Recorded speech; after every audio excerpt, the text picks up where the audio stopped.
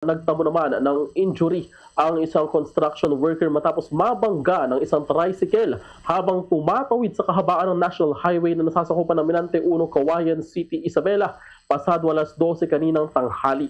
Batay sa impormasyon na kuha ng Bombo Radyo Cauayan na mula sa mga nakasaksi, tumatawid ang grupo ng mga construction workers sa pambansang lansangan nang huminto ang isang paparating na pick-up truck upang magbigay daan. Gayunman, nag-overtake umano ang isang tricycle sa naturang pick-up truck at nabangga nito ang isa sa mga construction worker na papatawid sana sa kalsada. Ang isang tsuper ng tricycle, napansin niya ang mga pedestrian ngunit inakala niyang tumigil ang mga ito sa pagtawid kasabay ng paghinto naman ng pick-up truck na kanyang sinusundan. Gayunman, huli na umano na mapansin niya na nagpapatuloy pa rin sa pagtawid ang isa sa mga construction worker kaya hindi na niya naiwasan ang pagkakabangga rito. Nagtamo ng injury ang biktima na nalapatan na rin ng paunang lunas ng mga responding rescuer. Patuloy naman nagsasagawa ng investigasyon ang mga otoridad upang matukoy ang buong pangyayari at ang posibleng pananagutan ng masangkot sa insidente.